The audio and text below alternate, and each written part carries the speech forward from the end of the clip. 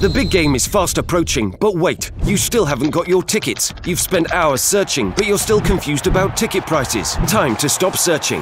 Visit ticketcompare.com. We compare ticket prices for all the popular leagues and tournaments for you. We work only with the most trustworthy sites, so you can have peace of mind when buying your tickets. Compare prices, buy tickets, get to the game. Ticketcompare.com. Buying tickets made simple.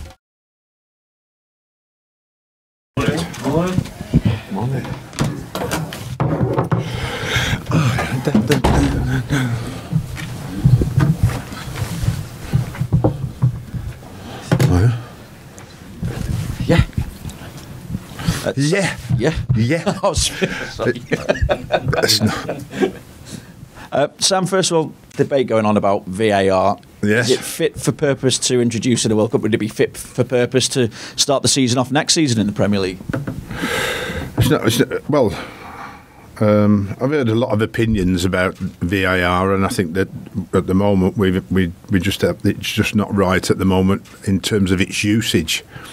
I don't think the technology's the problem. I just think it's how it's being used at the moment, and I think that is the overall problem. I think I was listening to a rugby referee who was saying it's there for the ones that you have trouble with making the decision yourself and you use it. It seems the confusion is how often it's being used and of course how long it's taking and the lack of communication to the fans, and I think that is something that you have to work through. It's certainly in its infancy it's pulling up a lot of problems that they probably didn't expect, but more training with the referees and the communication for me until it becomes more efficient.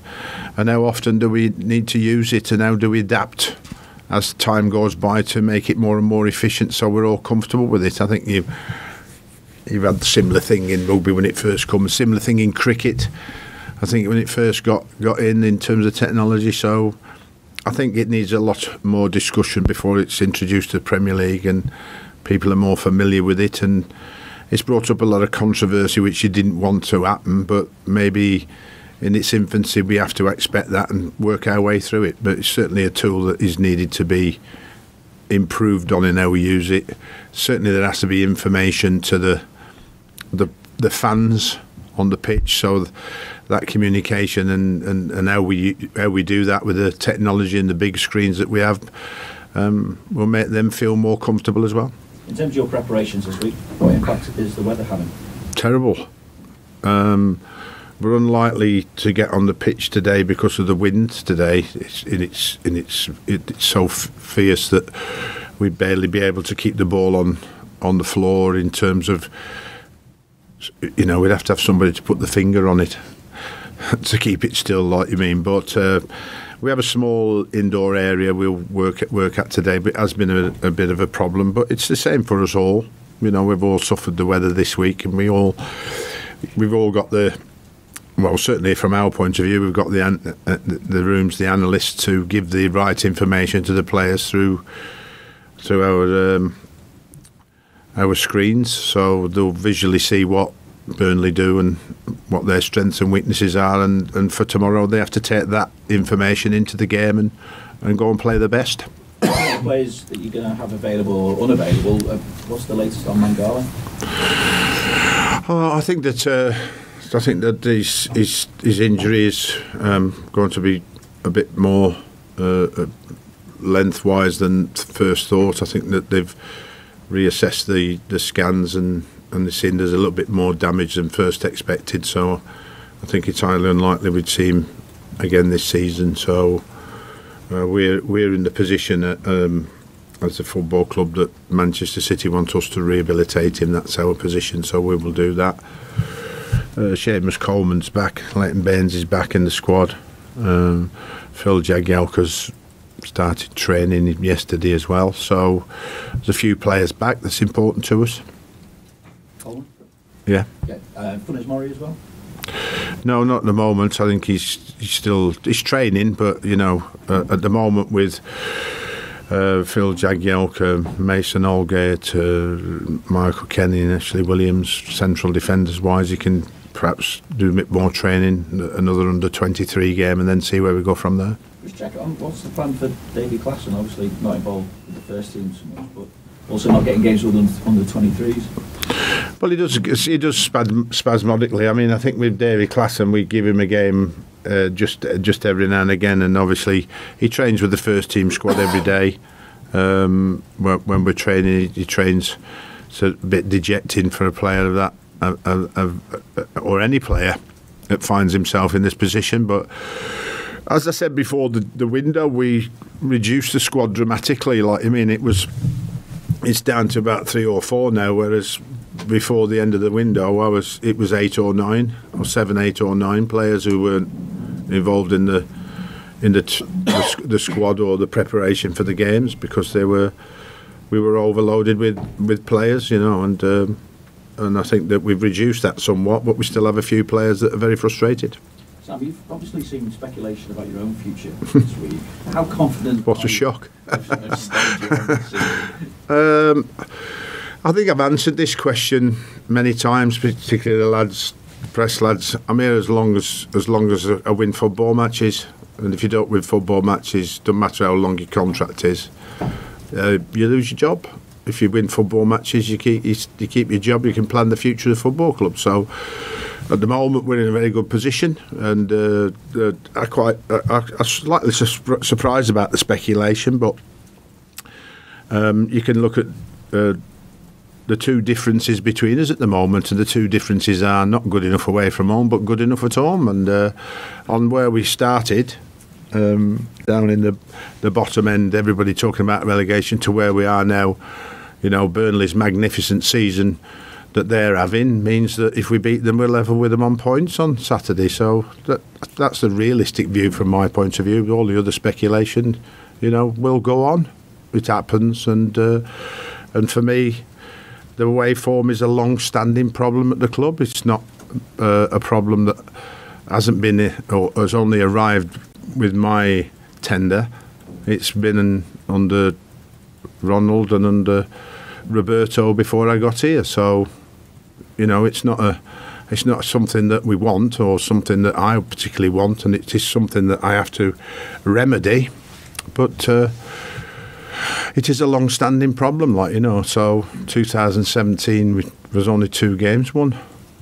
2016-17 in total was only 7 games in two years. So it's been there for a while, and my job is to sort the away results out, which we were obviously very close to a result at Watford. We made one slip up, and it cost us a point. Is it purely results, though, Sam? Because other arguments are put forward. About what? Well, bring up style of play. And what is the style of play? Style of play is only brought up by previous people making out from many years ago that we were playing this type of football, which is gone past 10 years ago now. So style of football for me is about a team going on the pitch and playing to its best to win a game of football, which with what style suits the players. Now, within that system, and within the way that they play, their responsibility is to perform to their highest level. And if that doesn't happen, then you have to look at changes by team selection or changes the shape of the team. So style of play's never really been an issue, apart from the previous legacy that was laid upon my name, if you like. But style of play for me is about getting out there with 11 players, about showing the commitment to the football club, and about going out and performing better than the opposition, and coming off the field with a result and hopefully a win. That's the point. I'm wondering, is it unfair because you were brought in? But it's never going to change. So I don't know why people will always probably go on about it. But people speculate out of no complete information at all, which is what the game is all about, isn't it? somebody whispers somewhere else, and the fish used to be this big, and by the time the end of the day, it's that size, isn't it? You know what I mean? So, and the exaggeration comes in, and you have to live with that in my position. So, this is my 7th Premier League club, and the ups and downs have been speculated in all 7 clubs that I've been at, whichever club it is, and my job is to focus only on the players at the football club and making sure they do the best they possibly can, and that's what my life is, and that's why I enjoy this life, because the young players that you work with, you want to see them get better and achieve more. And looking at Burnley, what do you make of the job that Sean Dyche has done there? Fabulous. I think that top 4 at one stage, and looking almost like he may sustain it a little bit longer than he has. So I think that very well organised and difficult to beat. I think that is certainly the case, particularly on their own patch. I think that they perhaps not score that many, but they certainly don't concede many. So I think, as ever, it'd be a very, very tough game. I think that from our point of view, they've struggled to win games recently. So like I said, there's an opportunity for us to go and play better than we did at Watford. I think that's an absolute necessity for tomorrow, and be good enough when you're defending correctly and don't slip up like we did last week. In all fairness, last week it was the 76th minute before Watford scored and had a shot on target, so we nearly got that right. But at the other end, we're certainly not clinical enough when we get in the final third, and we have to improve on that. I think we entered the penalty box 36 times against Watford, which was more than them against us, and unfortunately that conversion rate wasn't good enough. 7 shots and only 2 on target. So that's where we need to improve. 1, we haven't had a clean sheet for a long time, and 2, away from home, our shots on goal and our shots on target tally and our goals are far too low. And as you look to make that improvement, is the rest of the season part of the planning for next season as well, and what further conversations do you have with the hierarchy? Well, yes, there's a lot of planning needs to be going on, but our main aim is to secure the Premier League mathematical status of the club, and with 10 games to go, who knows where we're going to finish?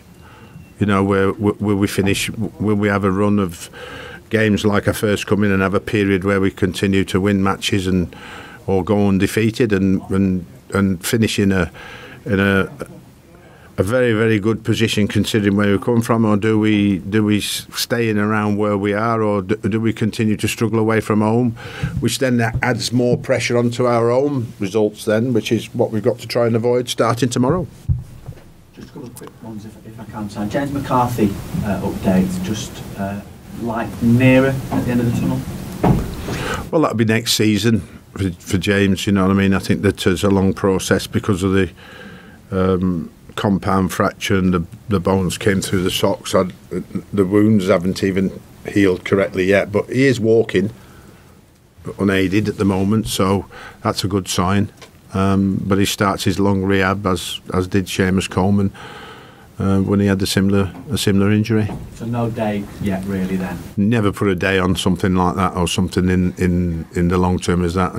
Personally, even though physios and doctors do it, I don't think you should ever put a time on anybody's injury, because each individual has a different healing process, so some heal quicker than others. And just as far as Funes Mori's concerned, obviously he's been called up for the Argentina squad there as well, so how will that work? Do you liaise with them? Will he go away? Or yeah, as he fit enough, I'm sure want to go. The game will do him good as well if he plays, so we can obviously get some feedback on that, and obviously we can record the game and watch it and see how he does. So it'd be very good from our point of view, and that's from his point of view, getting called up. Thank you.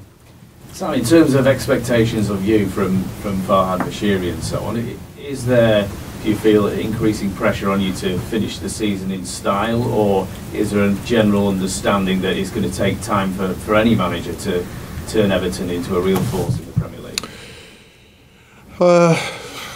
I think that we'd all want to get into a position of safety in the Premier League first as quick as we possibly can, and I think that we haven't achieved recently away from home the sort of results that we wanted to bring us more points. I think that that the losses are the big problem. If we'd have just drawn away from home, you respect the point, and it keeps the points totaling up, and it stops the pressure coming on you and on the players, I think. But when you don't win football matches, pressure comes on you, and you got to live with the pressure. And the players have to live with the pressure. They've put a bit more pressure on themselves than they need to. Because we've got 2 away games. Starting with a point at Watford and then going into Burnley.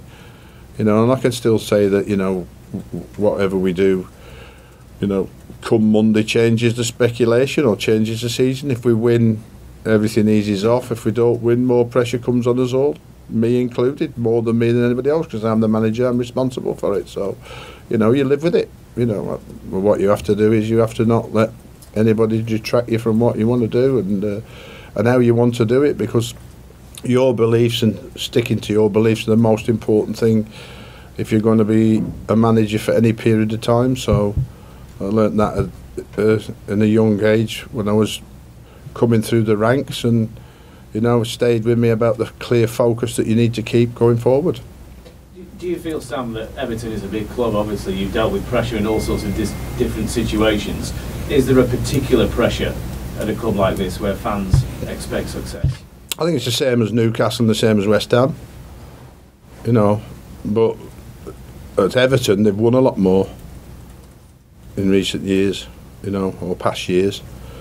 But they have as big an expectation at West Ham and as at Newcastle as they do at Everton. I think that